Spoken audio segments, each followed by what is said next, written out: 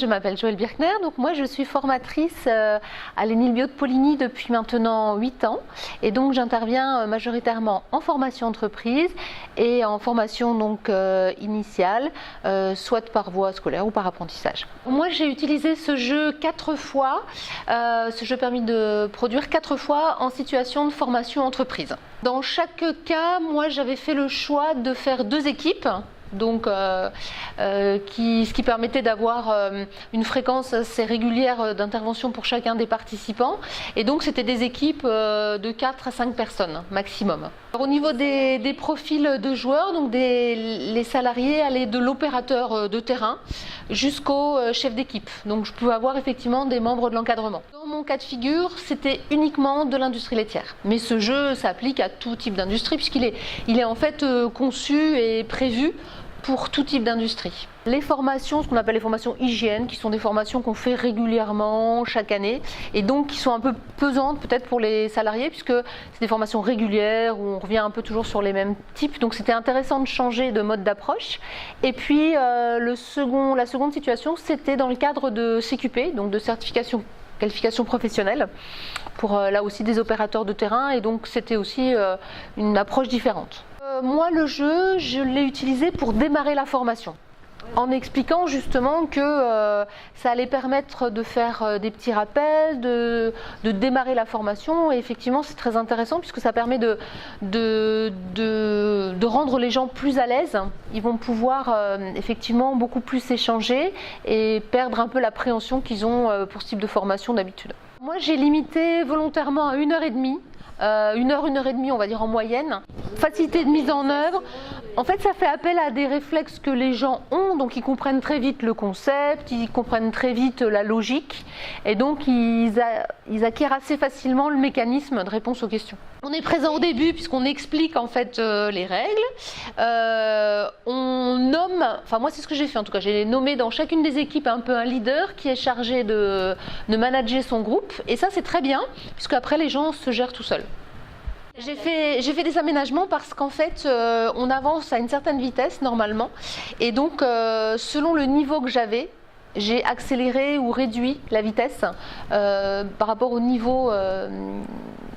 Les gens sont, quand on a un opérateur ou un agent de maîtrise, on n'a pas le même niveau de réponse et de rapidité de réponse. C'est vraiment un outil intéressant parce que ça permet de dynamiser. Ça permet aussi d'entendre finalement tout le monde, puisque naturellement dans un groupe, on a toujours une personne qui prend un peu le pas sur les autres dans les échanges. Donc là, chacun est obligé de s'exprimer à tour de rôle. Donc ça, c'est très intéressant pour l'animateur. Et surtout, ça change un peu les relations formateur-passif, à l'écoute. Et ça, c'est intéressant. Les retours étaient très positifs parce que comme je le disais tout à l'heure, c'est vrai que ce sont des formations entre guillemets obligatoires. Donc pour certains, ils ont déjà fait 4, 5 formations hygiène de ce type-là. Donc c'est vrai que ça c'est vraiment intéressant parce que ça permet d'ouvrir le débat. On ne parle pas que d'hygiène, mais on parle aussi des aspects maintenance, des aspects produits process, etc.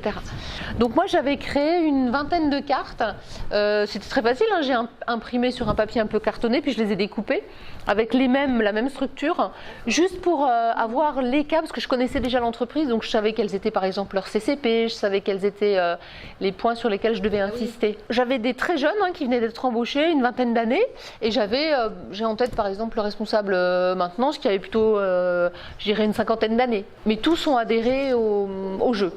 Souvent on connaît les entreprises dans lesquelles on intervient, et on connaît leur process, et donc du coup c'est très intéressant de pouvoir personnaliser les cartes par rapport au process en question et les gens se retrouvent vraiment et ça permet ensuite quand on fait le reste de la formation, parce que ce n'est que le début, le jeu n'est que le début, quand on fait le reste de la formation, on revient sur ces exemples en disant vous vous souvenez on en a parlé pendant le jeu, on a dit qu'il fallait réagir de cette façon-là, donc ça c'est très intéressant, ça permet de rebondir sur du concret.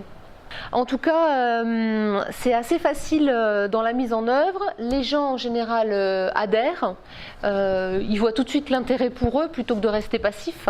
Donc c'est vrai qu'il ne faudrait pas hésiter, il faut tester et ça fonctionne très bien. C'est ludique, intéressant, ça permet de créer du lien et d'amorcer le dialogue avec les stagiaires. Donc ça c'est le plus important parce que c'est comme ça qu'on est efficace.